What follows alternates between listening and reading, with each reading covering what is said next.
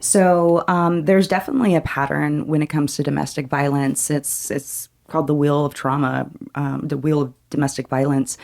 And there's behavioral traits that will start. It's, walking on eggshells around him. You don't want to upset him or her, and then the blow up happens and this love that you've never experienced happens. And then it goes right back into this time of trepidation, like you don't want to step on anybody's toes. So it just keeps going into this cycle. A blow up and then euphoric love. Oh, and yes. And so that's what you hang on to. Mm.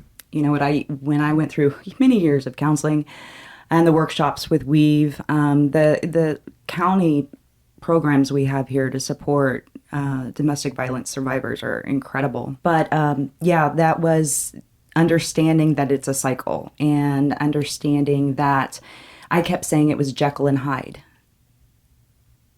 I didn't fall in love with Jekyll. Or whichever the bad one is. I know what you're saying. I fell in love with the man. I was 15 years old and done at 21. So you have this so much trust that it could be better. It does go through the emotional.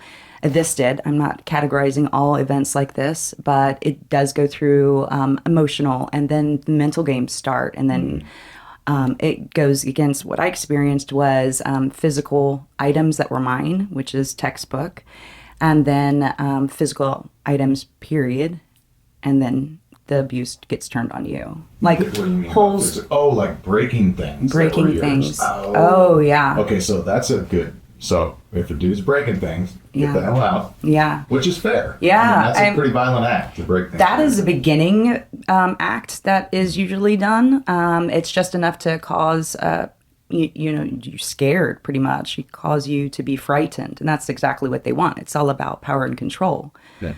But then it turned into holes in the walls and yeah. Okay.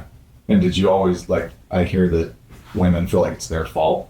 Oh, did you experience what that? did I do?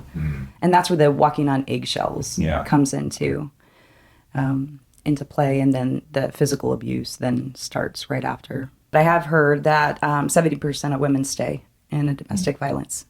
So I had to put a lot of internal work into not being one of those statistics. Yeah. Why do you think they stay? It could be anything from emotional security, financial security. They have children. There's so many different things. Yeah. What was the earliest red flag you can see? Mental games were huge. Like making you feel like you did something wrong? Or... everything from if I can't have you, no one can, or I'm just going to kill myself if you break up. Okay. Yeah. Okay. But I will say there's a lot of full circles in my story that come back around.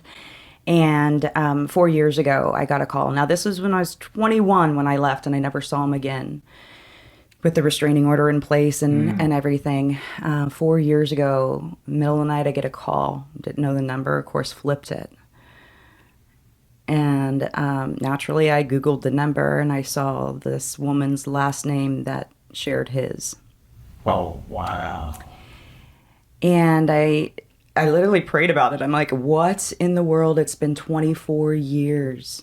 And the next morning I said, I'm in conference today, but I'm available by text. And she goes, did I reach the right person? And I said, yes, you did. And then she says my name. And I said, yes, what do you need? And she goes, I've been living your nightmare for over 20 years. Oh. He's kidnapped our son, and I need your help. And so at this point, you'd had 10 years crisis response experience. You had a degree on psychology and stuff. Well, how did you handle that? And I was also 1 month married with 4 bonus kids, 3 bonus grandkids, my own child, 1 month. And I'm like, so I contacted my girlfriend who's an attorney and said, what is my moral obligation here? And she goes, the prosecutor probably asked her to do that because a character reference, even if it's 20 plus years, does help a case, but you're under no obligation to. And I just went back to that and I texted her and I said, it took me many years to heal and I'm sorry. And she goes, well, it's taken me 20 years, but I've lived your hell and I believe you. Here's his license. Here's his area. I totally understand. You know, it brought closure Yeah. in a way that I can't even explain, you know? And of course, I've stalked her several times, and it looks like she's thriving. So Yay. That's awesome. I know. So she got out of it. She did get out of it. Oh my gosh. She got out of it, and maybe one day we will meet. Who knows?